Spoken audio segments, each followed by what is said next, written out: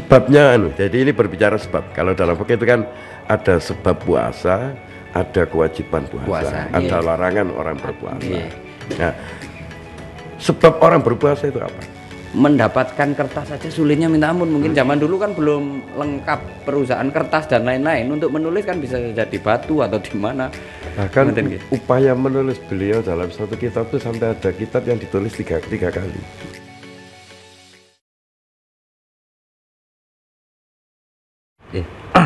Buka dulu. Enggak, maksudnya acaranya ini sudah mulai. Assalamualaikum warahmatullahi wabarakatuh. Waalaikumsalam warahmatullahi wabarakatuh. Ketemu dengan kita di acara Kilatan Podcast. Ngaji. Turos. Kitab Nahdlatul Turos. Ngaji kitab Turos. Ulama Nusantara. Iya.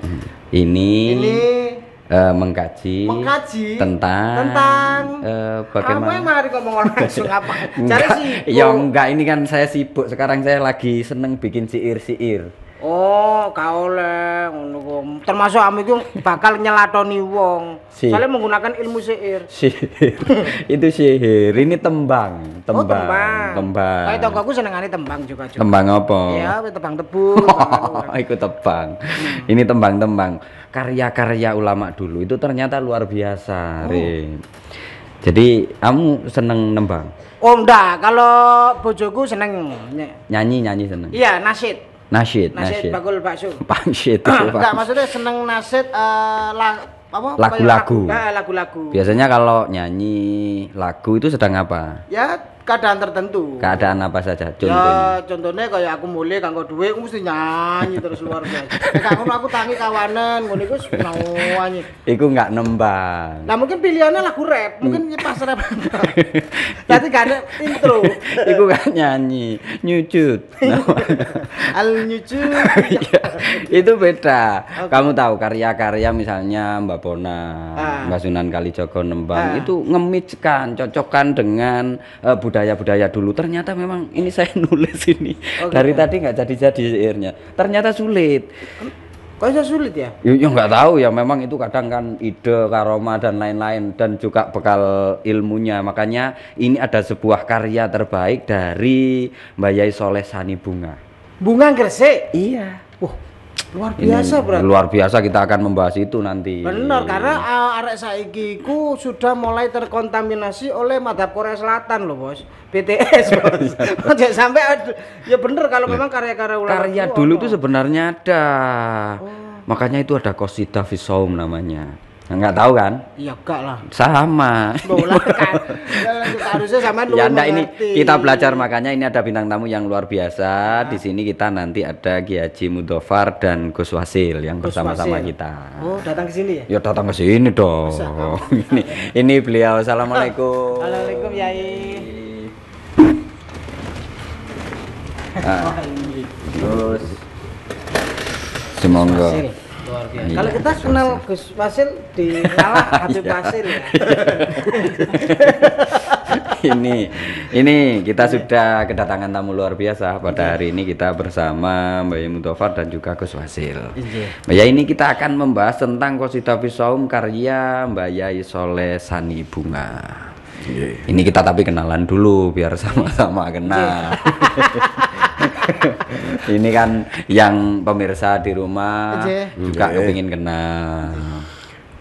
Oke, apa kenalan ini, Mas? Langsung saja mawon. Silakan. Ini ya, alhamdulillah. Kita mulai kenalan dulu.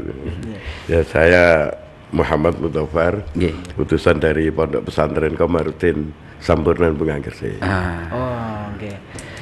Dari pesantren Komarudin Sampurnan Bunga. Komarudin Sampurnan Bunga. Nah, itu lengkapnya gimana ini? Itu kita kan bahas karya-karya beliau, Mbak Yai Soleh Sani. Nah, itu kok bisa ada sebuah qasidah atau siiran yang ditemukan mungkin dari dulu sudah turun-temurun atau baru ditemukan? Sudah turun-temurun. Oh, dalam pengajarannya juga sudah diajarkan seluruh santri-santri di. Kalau dari santri malah kurang. Baru akhir-akhir ini diterapkan untuk para santri. Jadi sebelumnya itu dari keturunan Kiai Soleh Sani. Kemudian ada beberapa keluarga yang masih meneruskan mengajarkan kitab-kitab ini. Ini yang kitab itu Qasidah puasa. Itu ada karyanya. Ini pembukaannya gimana ini ya? Biar kita juga ini kan penasaran qasidahnya. Qasidahnya ini kebetulan pakai Bahar Rojas ya. Tahar Rojas itu biar dijelaskan. Jadi kalau dalam syair bahasa Arab kan ada beberapa ritme lagu ya. Aliran musiknya. Nah, jenisnya. Jadi jenisnya kan beda. Kalau ini mirip dengan gaya bahasanya kitab Nahwu Alfiyah Ibnu Malik. Jadi baharnya bahar Rojas. Sami. Alhamdulillahilladzi gitu. Ya qala Muhammadun wa Maliki kalau kali Ibnu Malik kan. Tapi kalau sini kalimatnya beda pembukaannya. Terus pundi niku ya? Kalau dulu saya diajarkan ayat saya itu lagunya begini. Bismillahirrahmanirrahim. Alhamdulillahi 'alal in'ami. Thumma salatullahi ma'salami. على النبي المصطفى التهامي وآله وصحبه الكرام. Itu begitu. Baru kemudian masuk nazam berikutnya. Gitu. Itu kan pembukaan dua itu kan. Itu yang isinya tentang. Biasanya isinya itu disampaikan langsung atau dihafalkan secara bahasa Arabnya dulu. Dibaca bersama-sama dalam bahasa Arabnya. Kemudian para santri diajak maknani. Dan ada yang sudah berbentuk makna seperti ini sekaligus terjemahannya. Langsung jadi itu gimana pemaknaannya yang jenengan? Yang tadi itu. Nggih. Atau yang langsung saja. Monggo. Saja ini yang langsung mulai isi ya. Kalau tadi kan hanya mukadimah. Kalau yang isi mulai ini wa ba'du fa pakai kacamata. Fasaumu minal arkani al-khamsi wajibun 'alal insani wa innama yajibu bistikmali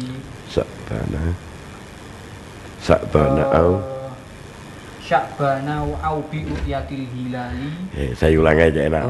Wa ba'du fa saumu minal arkani al-khamsi wajibun 'alal insani wa innama yajibu bistikmali sya'bana au bi ru'yatil hilali. Itu lagunya. Itu juga menerangkan tentang hilal juga. Nah ini jadi mulai bait yang ketiga itu mulai masuk yang kalau diartikan wabadu lan sakwise kang tinutur fasaumu mongko utawi poso minal arkani saking pira-pira rukun al-khamsi kang 5 iku wajib alal insani kedue ing atase manusia semua umat Islam.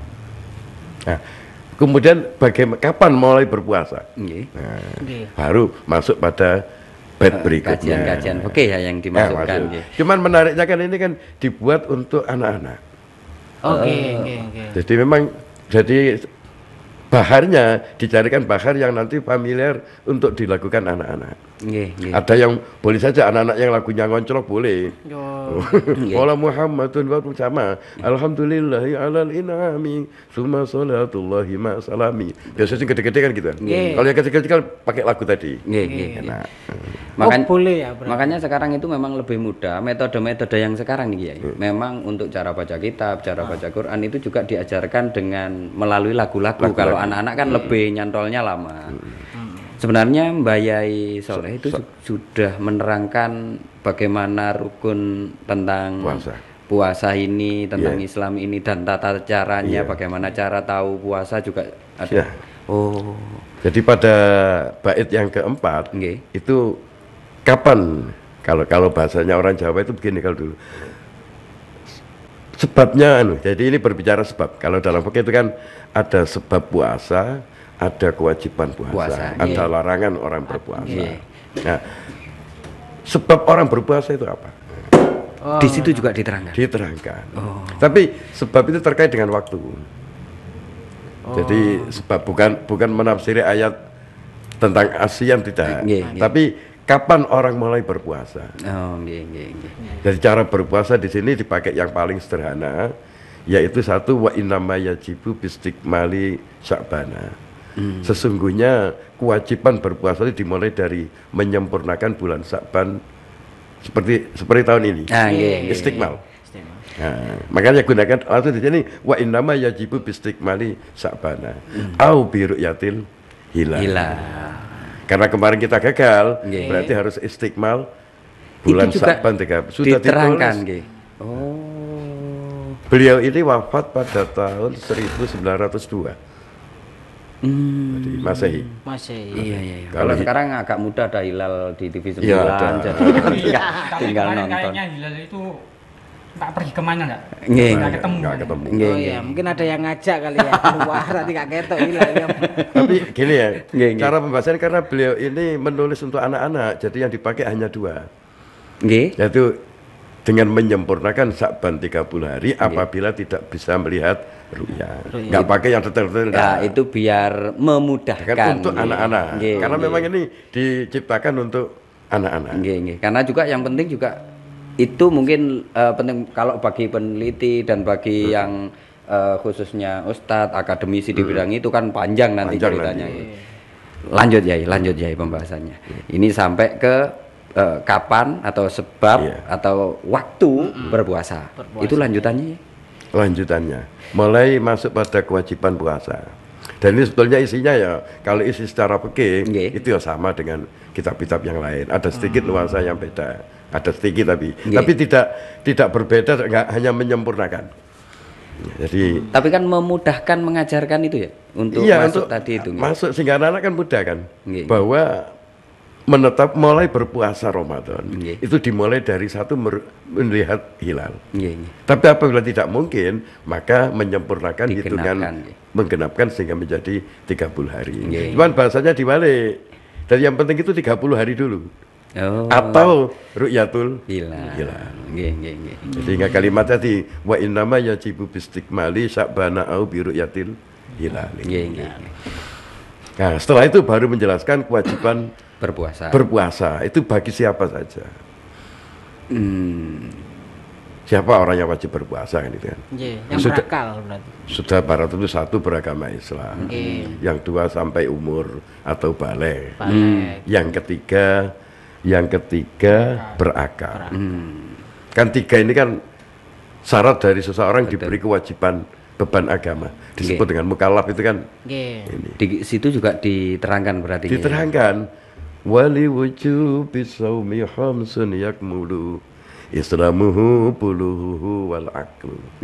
Jadi yang wajib itu ada 5. 1 Islam, 2 baligh, 3 berakal. Dan yang keempat wa an mahidin wa nifasin qad tahar wa kaunuhu ala siyami qad qadar. Suci dari haid dan nifas. Dan yang kelima kuat berpuasa. Bukan kuat berpuasa loh ini. Bukan bagi yang mampu, bukan. Kayak yang kaji. Cuma sekarang kan banyak orang salah paham. Salah paham. Sengaja tidak puasa gitu.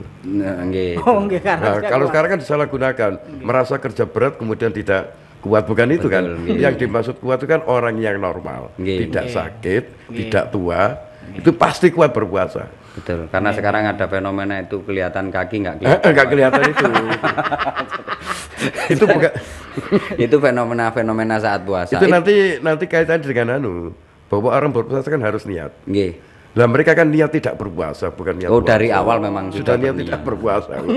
Dan juga memang kadang-kala itu misalnya berakal itu memang sulit mendefinisikan. Misalnya sampean kan nggak wajib. Karena kan keterbelakangan mental. Ya walaupun nggak berakal tapi kan berusaha oleh wajib ya. Jadi itu sebenarnya sudah diterangkan syarat-syaratnya bagaimana ini lanjutannya ya, monggo ya. Jadi sebenarnya detail sekali mengajarkan anak-anak kitab ini itu mempermudah pemahaman anak-anak tentang bagaimana berpuasa dan mereka hafal. Ketentuan berpuasa itu kan mudah dihafal dengan bentuk nadom. Nggih. Lanjut ya? Ini lanjut ya. Oh, lanjut nih. Ini kita pokoknya selama ini sampai hari raya kita bahas ini. Wani piro lanjut. Gaya lagu di wong tuwa, lagu arek gede ya. Nggih. Sab'un surut sihati siyami kal aqli wat tamyizi wal islami wa an mahyidin wa nifasin naqiyan wa an mufattiratihi muttaqiyan wa kaunu waqtin qabilan minas saum ma'rifatun li tarafaini fil yaum. Nah, artinya apa? Sab'un iku pitu cara pondok di mana? Nggih. Surutu sihati syami utawi piro-piro syarat sae poso. Jadi syarat sahnya puasa ada 7. Kalau isinya memang sama dengan kitab yang lain. Sama, cuman bentuknya aja yang ini. Nggih. Konsepnya mungkin jauh berbeda kan. Iya. Niku. Ya, memang untuk anak-anak itu. Nggih. Dan beliau memang Kiai Saleh Said kan sangat konsen dengan pendidikan anak-anak. Jadi bukan hanya satu kitab ini, Nggih, tapi nanti juga ada kitab tauhid, Nggih. Qasidah tauhid yang nanti akan kita bahas pada berikutnya. Nggih, karena cocok memang untuk di anak-anak. Sampean cocok Rip kalau untuk waktu Oh, ini itu, masih anak-anak? Ini anak-anak. Lek anak-anak durung balik wong aku wis balik bolak-balik. 7 syarat itu tadi Syarat ada 7. dibentukkan secara syair untuk dari Dan Mbak bahasanya masih sama, lagunya masih Nggih. bisa sama. Nah, yang agak beda itu bait berikutnya. Nggih. Bait berikutnya ini menerangkan tentang bahwa ada rukun puasa. Rukun Di beberapa kitab itu kadang-kadang tidak menyebut rukun puasa. Nggih. Memang ini debatable di kalangan para ulama. Nggih. Biasanya yang terkait dengan rukun itu sebuah perbuatan. Nggih. Misalnya sholat, itu kan Iya, rukun. ada Ada gerakan, rukun. ada ucapan, Nggih. sehingga ada rukun. Nggih. Dimulai dari niat, Nggih. takbiratul ihram sampai salam kan Sampai gitu kan, salam, nggih. dengan aturan-aturan tertentu. Nah, berpuasa itu termasuk perilaku atau gimana? Kan hanya menahan. Nggih. Sehingga kan tidak berbuat apa-apa kan, hanya tidak makan minum sehariannya. Nggih. Jadi itu kan sehingga mungkin di kalangan beberapa ulama tidak menyebutkan ini ada rukunnya. Oh, enggak ada. Yang penting ada niat dan menahan. Oke. Mau tidak berbuat apa-apa kok. Nggih, enggak ada gerakan yang dikhususkan gerakan-gerakan. Tapi Kiai Saleh Sani membacanya lain. Di situ rukun. Nggih. Ada rukun. Malah yang menarik, yang kadang-kadang tidak ada, jarang kita temukan di kitab lain. Beliau menyebutkan rukun puasa itu ada 3. Ada 3. Jadi dalam nazamnya arkanuhu bilam tiro salasa as-soim wal imsaku summaniyah. Arkanuhu utawi piro-piro rukune saum poso bilam tiroin kelawan tanpa mamang iku salah satu telu. Rupane as-soimu wong kang poso. Pelaku. Nggih. Nah, memang aneh, masa sholat rukune poso musolli pelaku sholat. Nggih. Di tempat, makanya di kitab lain tidak ada. Tapi ini disebut as-shaim pelaku. Kemudian wal imsak dan menahan diri dari hal-hal yang membatalkan puasa. Oh nggih. Dan yang ketiga niat. Nah, biasanya para guru kemudian menjelaskan niat itu kapan dilakukan. Itu nanti persoalannya. Cuman Nggih. yang penting para santri anak-anak ini tahu bahwa Harus rukun ada puasa itu ada niat. 3. Cuma di kitab-kitab yang banyak itu tidak ada rukun. Kemudian kalau toh ada seperti kitab Tanwirul Qulub karya Amin Al-Qurdi, itu menyebutnya hanya 2. Rukun puasa itu. Rukun puasa. 1 al-imsak menahan diri Nggih. dari yang membatalkan puasa, dan yang kedua niat. Nggih. Yang menarik di sini menambah 1, Nggih. Soim yaitu pelaku. pelakunya. Subjeknya. Padahal kita kalau di sholat kan tidak ada kan, rukun sholat, pelaku sholat. Nggih. Nah, tapi ini menjelaskan gitu loh. Nggih. Itu sebenarnya lebih detail. Berarti karya-karya Mungkin beliau. menegaskan bahwa individu yang beragama Islam Nggih. itu wajib berpuasa, mungkin Nggih, itu menekankan itunya mungkin. Nggih. Karena kadang nggak sadar kalau beragama Islam saat puasa. Nggak puasa itu berarti kan nggak sadar. Wong Islam iki saiki wis Khilaf. EKTP. Khilaf tadi. Iya. Khilafe kakean. Itu lanjutannya ya, masih panjang kita pembahasannya untuk yang Isi. tadi kan yang perbedaannya itu ada di 3 Ada rukun. 3 rukun. di kitab lain tidak menyebutkan rukun. Nggih. Kemudian tapi ada yang menyebutkan rukun, Nggih. tapi hanya 2. Nggih. Sini 3. Nah. Saya lompat saja ya, lompat aja kan. Boleh kita lompat. Ini termasuk yang aneh gitu loh. Antik di kitab ini, mungkin kejelian beliau barangkali. Nggih. Seperti ini menarik, yang membatalkan puasa. Jadi di kitab ini menjelaskan mufatirati shaumi biikhtisarin asyaratun sadidatun istihari. Jadi hal-hal yang batal puasa dengan ringkas itu ada 10. 10. Itu sudah sepakat ya. Nggih. Tapi menariknya di belakang itu disuruh nambah 1. Jadi 11. Apa itu ya? Ada kalimat wazid ala madzukirul wilada. Jadi 10 tapi disuruh menambah 1 lagi. Dinantum ini.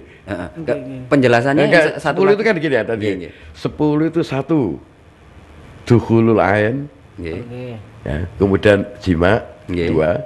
Yang ketiga inzalul mani ya. Nggih. Kemudian yang keempat istimna onani ya. Nggih. Kemudian yang keempat haid, kelima haid, keenam nifas, ketujuh junun ya, Nggih. kedelapan tetepe mamang, selalu ragu-ragu, Was-was. mamang, Was-was. mamang. Kemudian yang ke-9 irma itu apa? Ayan ya, epilepsi. Epilepsi yang sehari penuh. Oh sering berarti. Enggak, epilepsinya sehari penuh. Oh hilang berarti sampai. Berbeda dengan kalau tidur kan boleh kan. Nggih. Sampai misalnya tidur Sehari penuh. sebelum subuh, Nggih. bangun maghrib. Nggih. Itu puasanya sah. Nggih. Oh nggih. Tapi kalau Epilepsi. epilepsi enggak. Jadi epilepsi kalau penuh malah batal. Oh nggih. Jadi di sini watasiu al-igma'u idmastaghraqa naharahu. Jadi orang yang epilepsi kambuh selama sehari penuh itu batal puasa. Tapi lanaum tidak tidur. Tidak tidur. Tidak membatalkan puasa. Tapi ya mengkodo salat Nggih. subuh. Mimpi epilepsi. Poso turu tok arek cilik. Puasa ya turut bisa. arek gede kok malah. Nah, kemudian yang ke-10 itu istisqa. Berusaha mutai awek. Oh, nggih. Itu ke-10. 10 kan? Nggih. Tapi disuruh menambah 1. Yang ke-11. Wazid alama dzukirul wilada. Wazid lan nambah sapa sira alama ing atase barang dzukira kang tinutur. Ditambah al wilada. Melahirkan. Orang melahirkan. Oh. Di bulan puasa. Iya mesti. Orang berpuasa melahirkan, tidak harus di bulan puasa. Oh, nggak jadi yang dibicarakan ini ketentuan puasa secara umum. Oh. Nggih. Cuma yang wajib kan Ramadan tadi kan, Nggih. dengan istiqmalu Sa'ban dan Nggih. ru'yatul itu kan untuk Ramadan. Nggih. Ketentuan yang lain ini berlaku untuk puasa di luar Ramadan. Di luar Ramadan. Karena memang berpuasa seluruh hukum Jadi, batalnya kan hampir sama nggih, Iya, nggih. Sama iya, semua. Sama. Yang lucu kan itu menyebut 10 Nggih. tapi menambah 1. Dan itu diungkap dalam Dalam syairnya. syair. Nggih. Sirnya. Tapi memang di kitab Itu juga dulu diceritakan barangkali Mbak Yai pas waktu itu nulis. tapi ternyata begini, Gimana nih kalau di keterangannya? kitab takrib, Nggih. Fathul Qorib termasuk Tausek, itu saya lihat memang 10. 10. Tapi di Tanwirul Qurub tadi, Nggih. karya Amin Al, kemudian saya sempat mutolaah hanya itu. Nggih. Saya itu kan ngajinya nggak banyak-banyak gitu. Jadi hanya sedikit. Jadi kalau di situ langsung ahada asyara. Memang 11. Nggih. Oh, berarti memang kutipannya bisa ngambil dari Tanwirul Qulub tadi nggih. Atau begini mungkin, loh tapi kok diungkap dalam nadom? Dalam nadom nggih. Itu kan berarti sudah ada konsep kan? Nggih, nggih. Bahwa mungkin 10 itu mengikuti alur umum Nggih. yang dianut oleh kitab takrib dan lain-lain. Nggih. Kemudian yang satu ini mungkin beliau membaca dari kitab yang lain sejenis Ah, nggih. ini. Nggih, Jadi, nggih, tapi dituangkan dalam nadom. Nggih, nggih. Kecuali kalau tidak nadom kan gampang kan? Nggih. Ilah kan gitu atau Nggih, nambahi. nggih. Ini. Tapi sudah tertuang ini. Wazid alama, jadi nadomnya kan sumata jasi huwa kastiqo'a wazid alama dzukirul wiladah. Jadi pasang ini. Yang menarik itu disebut 10 ditambah dituangkan dalam nadom. Dan nadomnya itu dimulai dari yang ke-10 tadi. Sumata jasi. Nggih. Ini kan nggih. menarik itu. Nah, tapi kok wazid itu? Ngaran 10 tapi kok nambah siji. Masih Nah, jelas. 10 kok isinya 11. Oh, kok iso 10? Itu kayaknya beli 1 dapat 2 ya ya. Enggak. Ya memang mungkin ada nilai tersendiri untuk menambahkan itu juga dalam bait nadomanya juga. Iya. Bisa jadi memang satu mendidik para santri berikutnya. Nggih. Kalau mengajar harus banyak mutolaah mungkin. Ah, Dan nggih. 10 itu di kitab mana gitu. Nggih. Kemudian kok bisa 11 di kitab mana kan? Nggih, nggih. Kita kan teliti gitu. Nggih. Atau orang yang baca itu saat baca itu loh kok 10, oh 11 di sini tambahnya. Iya. Oh, di Fathul Qorib 10. Oh, iki 11 sih. itu Lagi berarti membaca. ada sebenarnya sudah ada penambahan khusus atau di pengajaran beliau tentang qasidah tentang puasa ini sudah lengkap sebenarnya. Kita kan tinggal membaca itu dengan ritme anak-anak itu hafal sampai akhir. Pemahamannya berarti kayak memahamkan beberapa kitab sudah. Sudah beberapa kitab. Jadi luar biasa itu. Ada lagi yang nilai khususnya. Nah, kalau ini Terakhir. Yang terakhir? dilanjutkan dengan sunnah. Ah. Jadi hal-hal yang dianjurkan ketika berpuasa. Jadi dia memang seperti kemarin kan sudah dikaji oleh Profesor Oman kan. Nggih. Di podcastnya juga ada kan. Ah, nggih. Jadi apa Narisa? Narisa. Ah, itu menjelaskan tentang Membahas kitab ini. oh nggih. Ya, jadi kalau secara isi oke ya biasa-biasa. Nggih. Tapi diungkapkan dalam bentuk syair ini yang dan berbahasa Arab oleh ulama Jawa. Betul. Yang menarik kan itu. Nggih. Dan metode itu sekarang banyak dibuat. Kalau syair disampaikan oleh ulama Arab kan memang dia orang Arab Memang dan orang. menyampaikan bahasa Arab dalam syair ya hal yang biasa kan. Nggih. Kalau orang Jawa kan harusnya bikin syair Jawa nggih. Dan bila ini mondok di Haramin hanya setahun. Mbah Yai Soleh itu Di Haramin hanya setahun. oh Yang banyak di Nusantaranya di Jawa dan Madura. ya itu dulu mondoknya yang sekelumit cerita tentang beliau ini biar juga tahu nanti kita membahas tentang akhir dari kitab itu. Mbah Yai Soleh itu kelilingnya di Haromen sekali mondoknya. Ya kalau di ulama Jawa di mana saja itu? Jadi yang pertama di ayahnya sendiri.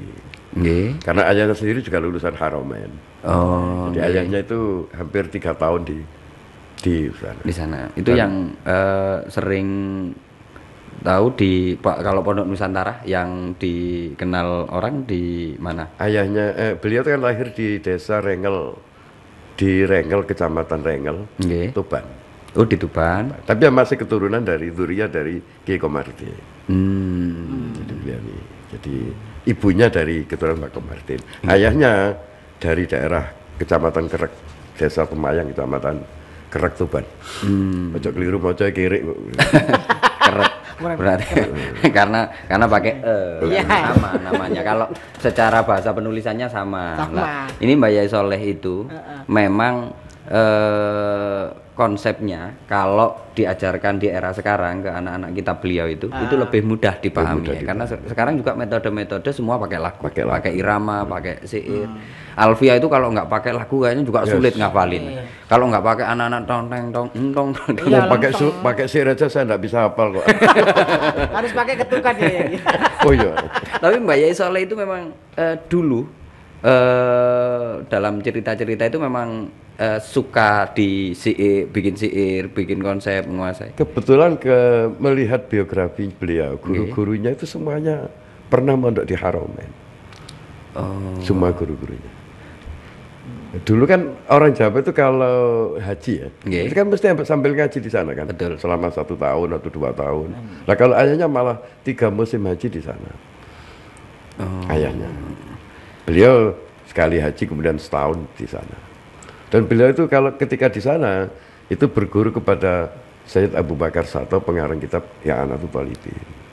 Itu luar biasa itu.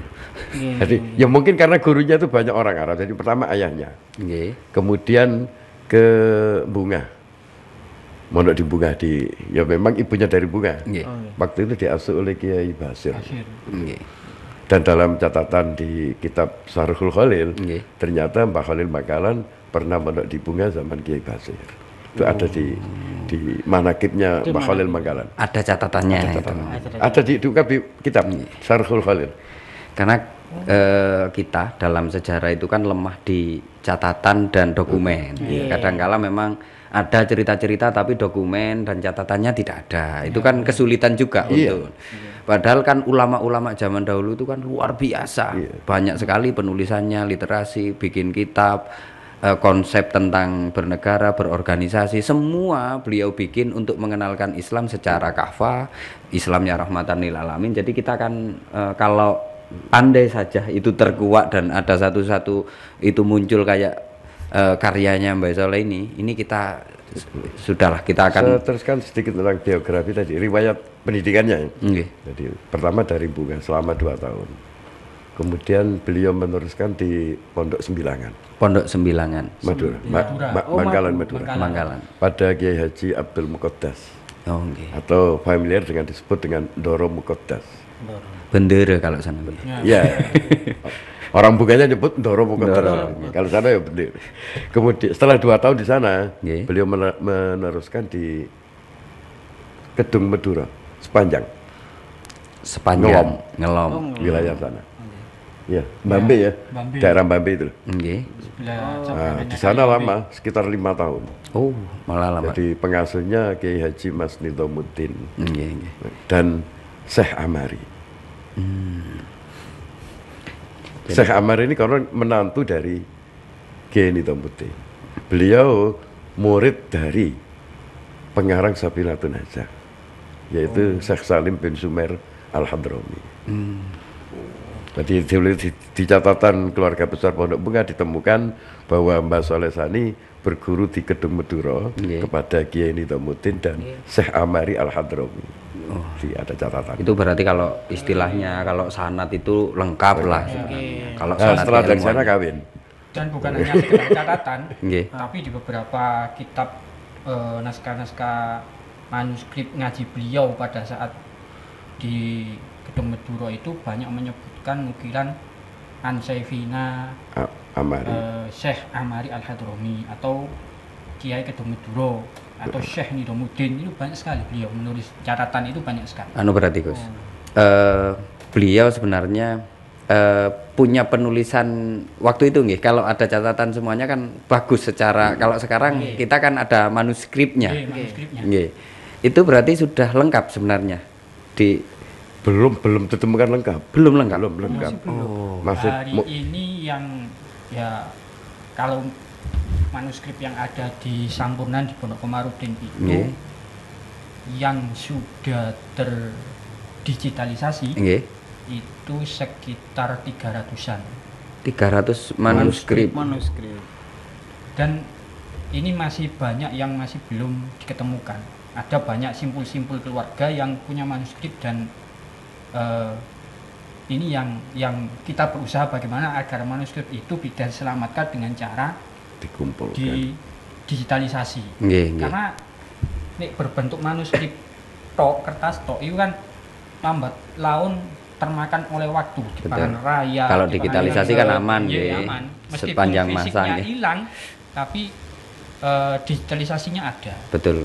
Dan juga gini, karena ini memang kan perbedaan zaman ini. Kalau zaman dulu mungkin kita akan atau kiai-kiai atau ulama-ulama Nusantara dulu memang untuk mendapatkan kertas saja sulitnya minta ampun. Mungkin zaman dulu kan belum lengkap perusahaan kertas dan lain-lain. Untuk menulis kan bisa jadi batu atau di mana. Bahkan upaya menulis beliau dalam satu kitab itu sampai ada kitab yang ditulis tiga kali. Tiga kali penulisan. Beliau ngaji kepada Syekh Amari dan Kiai Kedung Meduro. Itu ngaji kitab Safinatun Najah. Beliau mencatat bahwa saya menulis kitab ini, salinan ini sebanyak 3 kali. Yang pertama sudah dimakan rayap, dan yang 2 dan ketiga masih ada. Malah ditambahi jarak penulisan yang pertama dan ketiga kurang lebih memakan waktu 40 tahun. Mungkin kan duit-duit gitu kertas. Karena dalam sejarah orang yang punya kertas atau punya penulisan dalam karya-karya manuskrip itu memang bukan orang biasa. Memang orang yang secara ekonomi juga harus kaya kalau zaman dulu punya kertas. Tapi bisa haji kan kaya. Nggih, bisa kaya. Makanya sebenarnya ulama-ulama dulu itu memang perjuangannya menghabiskan hartanya memang untuk kita ini memberikan agama ini diterima di Nusantara lebih indah, lebih bisa diterima. Jadi mengajarkan juga lebih mudah. Beliau berpikir penuh. Tapi karya niku tasik wonten ya, yang penulisan pertama. Yang satu itu aja lah. Ya, sudah dikatakan sudah rusak karena dimakan rayap. Jadi yang kita dua dan ketiga. Dua naskah manuskrip, yang kedua dan yang ketiga. Khusus kitab Safina. Sehingga, dan itu kemarin sudah kami cetak. Kita tulis dengan judul Kitab Safina diriwayati Mbah Soleh Sani. Ma'at ta'liqat. Beliau ada catatannya. Jadi nggak sekedar menulis, menyalin dari gurunya, tapi beliau juga memberikan catatan. Betul. Dan catatan itu bukan hanya diambil dari salah satu guru, tapi juga dari berbagai yang lain. Mentaskeh secara pemikiran beliau yang ngaji di mana-mana dengan sanad yang itu mentaskeh kembali beliau berarti. Ini ya kita itu yang apa? Yang di akhir kalimat beliau dari itu tadi yang nah, ini yang akhir kan menambah banyak, menambah pahala saja bagi orang yang berpuasa. Jadi sunnahnya itu kan banyak. Di antara sunnahnya puasa itu kan takjilu fitrin kan. Jadi cepet-cepet buka. Kayak aku kan. Jam 4 sudah buka gitu ya. Enggak, maksudnya ya melok Papua, Pak Dewi. Kecepetan. Tapi ada syaratnya. Syarat di sini disebutkan. Syaratnya kan tayakonal huruf. Yakin kalau sudah matahari tenggelam.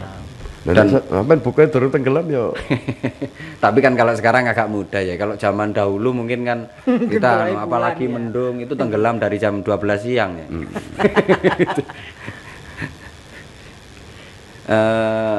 Bait-bait beliau yang kalau yang lainnya hanya sama dengan kitab yang lain. Sama. Jadi tambahkan tadi kan sunnahnya tadi kan. Yang pertama satu menyegerakan berbuka. Yang kedua doa setelah berbuka. Wa ba'dahu ad-doa. Kemudian wa tasahur dan makan sahur.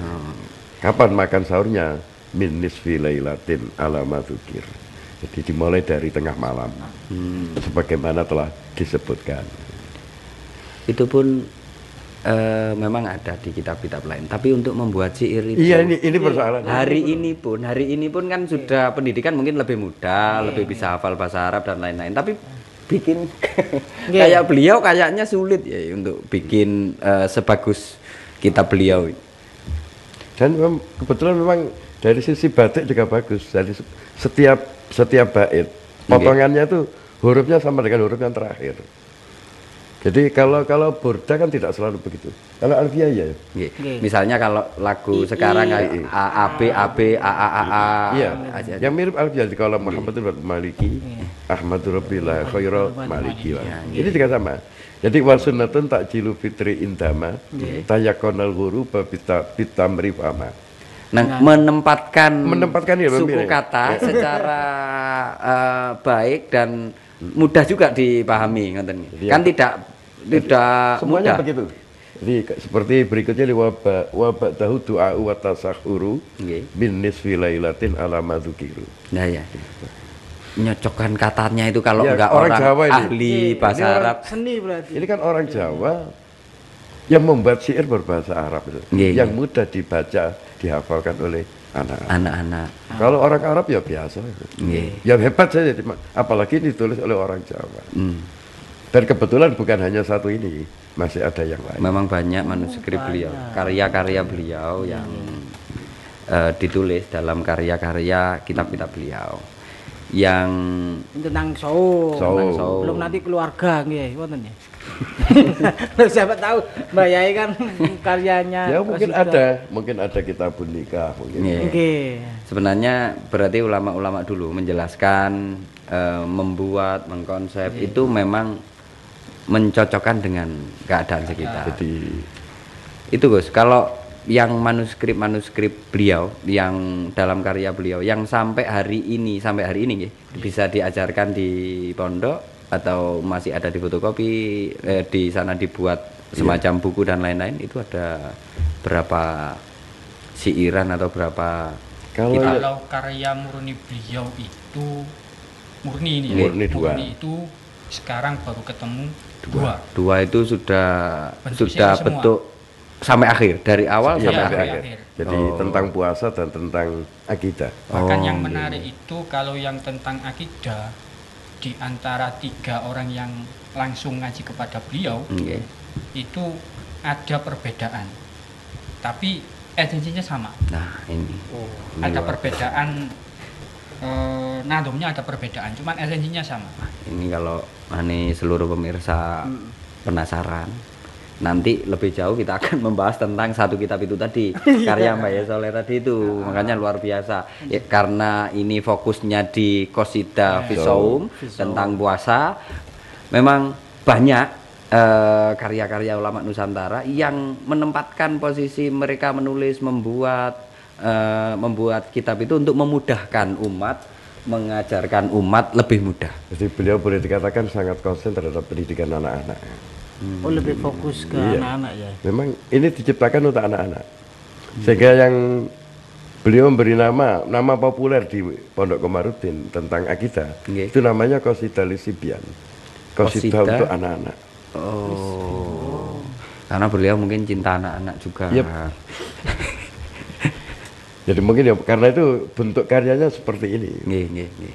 Nah, kemudian karya yang ketiga yaitu di catatan tentang beberapa taklikot tentang kitab Sabinatun Najah. Iya, biasanya kan kalau qasidah itu kan di sholat ya, ya biasa. Ada dulu apa sholat itu loh. Aku biasa diajari ngono sih, ndek nguling ngono. Diajari apa? Iya, ya kayak maksudnya kan Anu biasanya Oh, naslak. nadam, Ala-ala ya. Kayak utawi. Nah, gitu kan pasti dilakukan. Nah, ini dulu jadi juga diajarkan utawi. Oh, kayak yang biasa yang teman-teman santri yang lagi umum mungkin di Nusantara Jadi itu kan pakai utawi. utawi batale salat iya iku Jadi kayak seperti gitu. ini. Utawi sebabnya poso bulan Ramadan iku sampurnane bulan Saban 30 dina utawa ningali tanggal 1 Ramadan. Cuma itu diungkapkan oleh beliau dalam satu bait. Nggih, nggih. Saya dulu diajarkan seperti itu. Seperti rukune poso, saya masih hafal. Utawi rukune poso iku 3. Nggih, Sawiji wong kang poso, kaping pindho ngeker saking perkara kang batalaken poso, kaping 3 niat nawaitu shauma dan seterusnya. Nah, itu beliau diungkapkan dalam satu nadom. Arkanuhu bilam tiro salasa as-shaimu wal imsaku summaniyah. Jadi 3. Jadi beliau mengajarkan juga. Saya dulu diajari begitu Pak. Makanya tadi saya hafal gitu loh. Padahal beliau Kiai Mudofar itu kan sudah umur kan sudah Puluhan banyak. tahun. Tapi hafal itu kan memang metode yang tepat yang beliau buat konsepnya untuk anak-anak sampai dewasa. Jangankan anak-anak, kita saja ketika menghafalkan yang tidak syair itu apa sih? Males ketika syair itu semangat gitu kan. Nggih, Sampai lebih- kotean boleh. Lebih mudah. Dan ini tidak hanya mempermudah bagi anak-anak, kita yang dewasa saja juga gampang memahaminya. Ini Apalagi dalam bentuk nadom itu kan tembang-tembang itu kan, apalagi hari ini khasnya hari ini kan semua kan berbondong-bondong bagaimana qasidah ini dikenal banyak masyarakat luas kan gitu. Iya, Oke. Termasuk ini juga sangat mudah ketika dihafalkan. Nah, ini luar biasa. Makanya karya-karya ulama Nusantara ini kitab-kitab turos yang ulama Nusantara itu banyak dan konsepnya mengena di lapisan masyarakat Nusantara juga. Makanya ini kita hari ini itu pembelajarannya itu tentang Qasidah fi Shaum karya Mbak Yai Soleh Sani. Ini sebuah karya yang luar biasa. Makanya ini kita sudah sekarang paham cara berpuasa melalui lagu-lagu, nanti kita apalkan Iya, itu. kayak Tapi lebih paham masih lewat ada lagu. satu kitab lagi yang luar biasa. Oh, anjir. Makanya seluruh pemirsa masih ada satu kitab lagi nih. Kita ketemu lagi di Kilatan Podcast karena masih ada satu kitab tentang Mbak Yai Soleh. Nah, tapi kita kan ini terbatas waktu ya. Iya, Jadi kita harus ketemu lagi di lain waktu yang berbeda. Makanya buat seluruh pemirsa kita ucapkan terima kasih yang sebesar-besarnya Mbak Yai. Terima kasih Gus, terima kasih atas kehadirannya. Kita ketemu lagi dalam konsep atau karya Mbak Yai Solesani yang akan kita kabarkan kepada seluruh pemirsa. Makanya tetap di Kilatan Podcast. Wassalamualaikum warahmatullahi wabarakatuh. Terima kasih.